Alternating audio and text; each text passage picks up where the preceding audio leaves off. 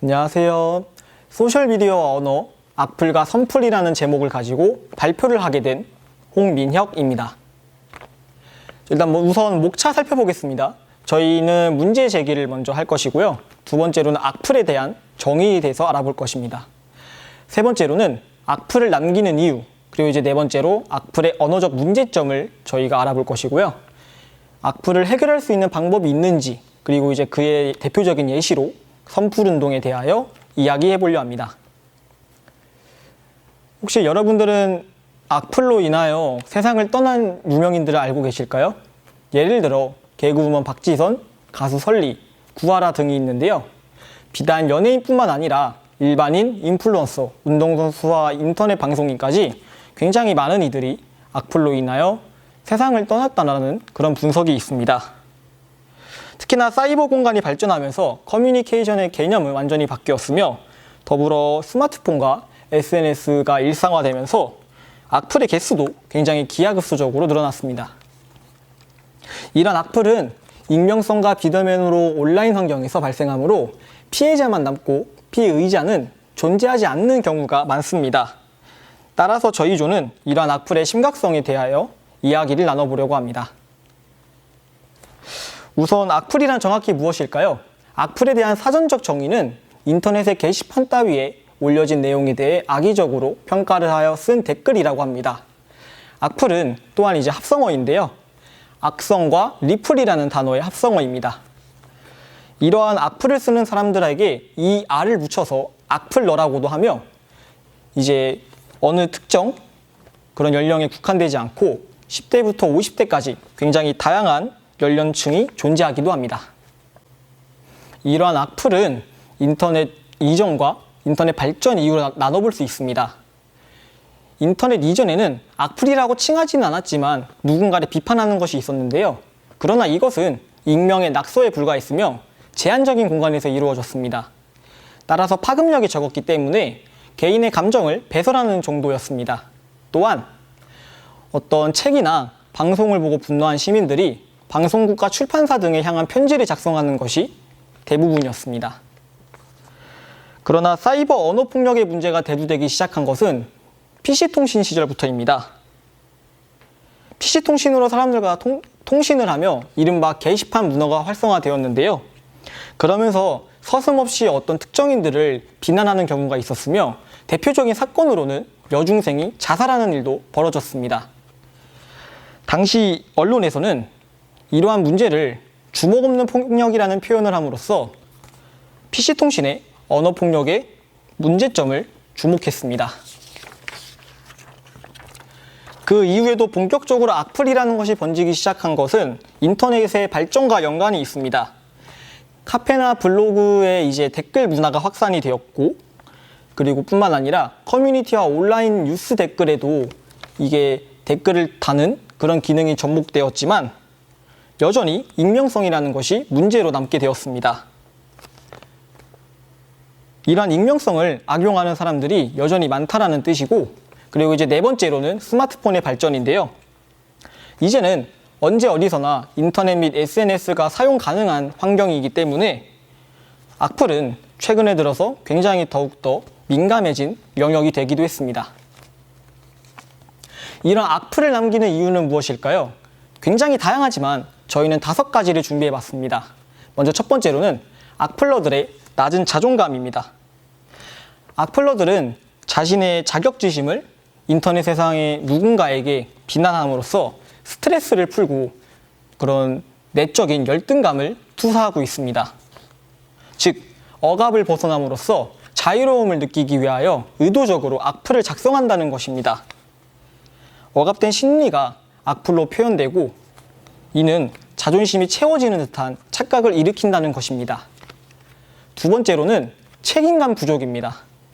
우리가 흔히 악플을 남길 때 자신이 쓰는 그런 글이 누군가에게 큰 영향을 미친다는 것을 고려하지 않습니다. 사람들은 내가 단순히 적은 글이라 할지라도 이러한 글이 누군가에게는 큰 상처와 굉장히 부정적인 감정을 유발할 수 있다는 것인데 사람들이 이러한 것들을 그저 가볍게 여긴다는 것입니다. 세 번째로는 익명성입니다. 아무래도 자기의 이름이나 어떤 특정 정보가 담아지지 않기 때문에 이러한 익명성이 악플을 다는 데 있어서 본인에게 방어막 같은 그런 존재가 되어지고 있습니다. 네 번째로는 사회 분위기인데요. 군중심리 작용이라고도 부르기도 합니다. 악플러들이 다는 악플이 소수의 사람들이 동조하게 되면서 악플은 굉장히 많아지고 그 힘은 점점 커진다는 것입니다. 이들은 누군가를 비난한다는 것이 남들도 그러했기에 당연시 여기며 본인이 악플을 작성한다는 것을 자신의 잘못이라고 생각하지 않습니다. 마지막으로는 낮은 처벌과 규제입니다. 최근에 유명인들이 악플러들을 고소하는 그런 사례가 굉장히 많은데요. 그럼에도 불구하고 이 처벌 수위는 현저히 낮으며 소송 과정 또한 굉장히 복잡합니다.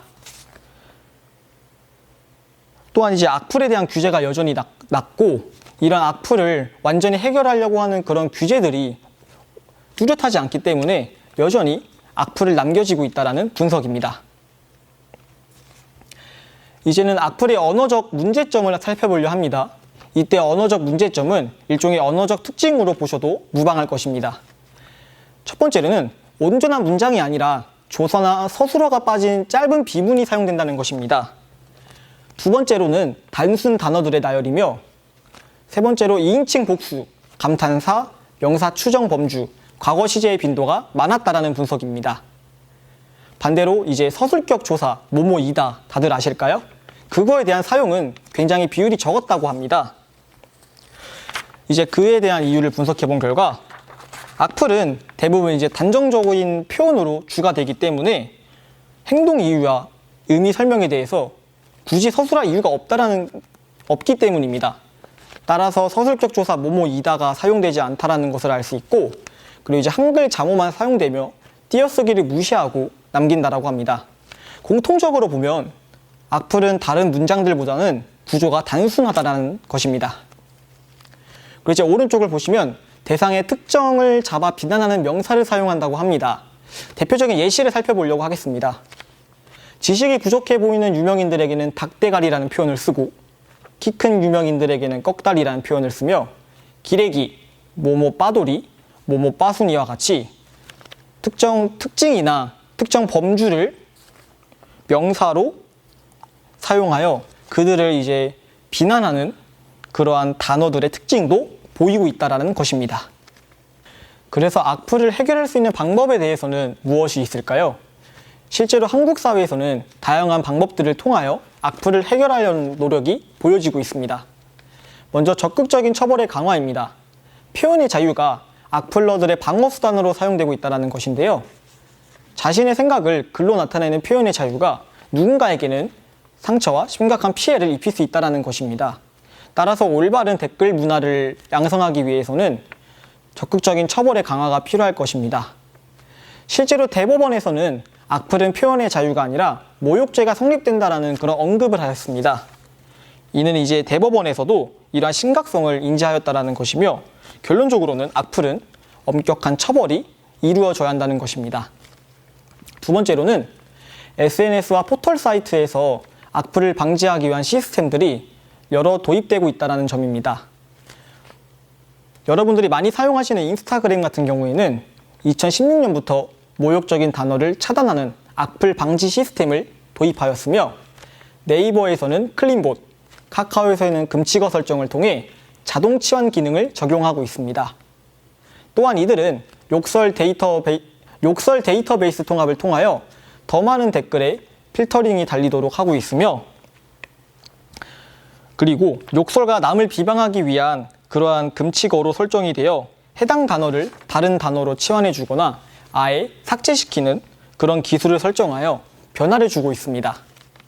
그리고 이제 게임 내에서도 욕설이 담긴 내용들은 차단을 하고 있으며, 이제 다음과 네이버와 같은 그런 포털 사이트에서는 연예와 스포츠 기사 댓글창 폐지를 통하여 악플에 대한 피해를 보호하고자 노력하고 있습니다. 그리고 이제 정책 도입도 있습니다. 2003년에 인터넷 실명제가 도입이 되었으나 시간이 지나며 이것이 헌재 위헌 판정을 받아 인터넷 실명제에 대한 그런 주장은 낮아졌습니다. 그러나 최근에 국회에서 실명 대신 본인 확인을 마친 계정을 공개하는 주인 실명제 도입을 주장하며 악플에 대한 그런 해결책을 제시하고 있습니다. 하지만 개인정보 보호 문제와 해외에 서버를 둔 외국 플랫폼에는 적용이 어렵다라고 하지만 결론적으로는 계속해서 악플이라는 문제점을 해결하기 위해 여러 이야기들이 오고 가고 있다는 것입니다. 결국 우리가 나아가야 할 길은 악플이라는 것을 멈추고 선플을 하게끔 사람들을 독려해야 한다는 것입니다. 대표적인 예시로 선플 운동이 있습니다. 선플 운동에 대한 사전적 정의는 인터넷 게시판 따위에 올려진 내용에 대해 긍정적인 평가를 하여 쓴 댓글이라고 합니다.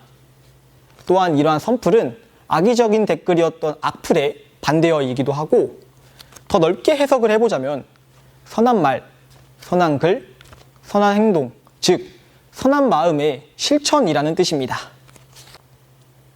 선플 운동이란 악성 댓글로 인한 유명 연예인들의 자살 사건을 계기로 건국대학교 민병철 교수님께서 창안한 운동입니다. 이러한 선플 운동은 2007년 5월 23일 선플 달기 국민운동 본부 발족을 통하여 실제로 유명 연예인들도 공동 대표로 참여하고 있습니다. 실제로 선플 달기 캠페인을 했던 적이 있습니다. 선플 누리단 참여 학생 중 644명에 대한 분석 결과인데요. 이전에 선플 운동을 하기 이전에 악플을 달아본 학생의 비중은 굉장히 많았습니다. 무려 25.2%였으나 선플 운동을 한 이후에는 이제 3.1%로 악플을 남기는 학생 수가 굉장히 많이 줄어들었습니다. 또한 이제 이런 선플 운동은 건전한 언어 습관을 갖추는 데에도 긍정적인 영향을 미쳤습니다. 언어적인 습관에 도움이 되었다라고 하는 비율이 57.4%, 보통이라고 언급한 집단이 38.2%, 전체적으로 긍정응답이 95.6%를 차지하여 선플 운동이 인터넷상의 건전한 언어 습관 형성에 큰 도움이 되었다는 것을 우리는 알 수 있습니다. 이외에도 한국과 외국에서는 선플 문화를 장려하기 위한 운동을 펼치고 있습니다. 첫 번째 예시로는 한국연예제작자협회 드림 콘서트 선플 캠페인입니다. 이에 대한 설명을 해보자면 무대에 오르는 아티스트들이 직접 영상에 참여해 글로벌 K-팝 팬들에게 메시지를 전하는 캠페인입니다. 근거 없는 온라인 언어폭력에 무방비 상태로 노출된 대중문화예술인의 피해를 예방하기 위해 마련하였으며, 이를 통해 온라인 윤리의식 제고와 건전한 에티켓 문화 정책을 기대하며 팬들의 자발적인 참여를 독려했습니다.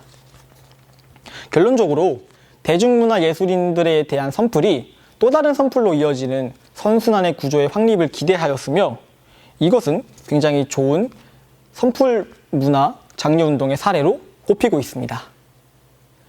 두 번째로는 안전한 인터넷의 날입니다.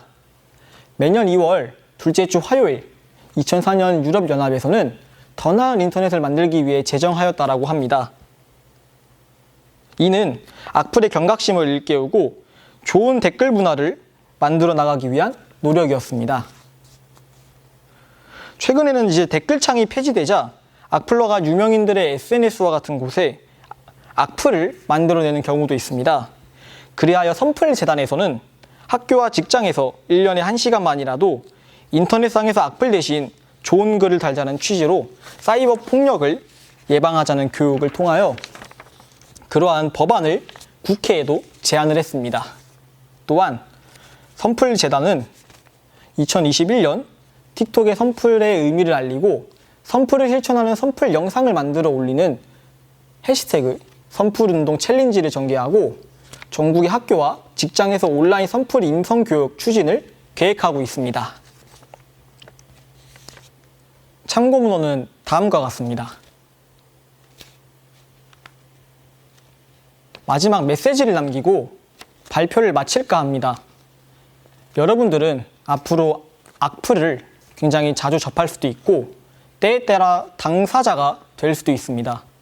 그러나 이러한 악플을 해결하기 위해서는 누군가에게 글을 쓴다는 것이 굉장히 큰 상처가 될 수 있다는 역지사지의 마음을 가져야 할 것이며, 결론적으로 이러한 조치가 없이 여러분들이 악플에 대한 그런 경각심을 가지면 앞으로 이제 인터넷상의 그런 댓글 문화가 굉장히 건전해질 것이라고 생각합니다. 이상으로 발표 마치겠습니다. 감사합니다.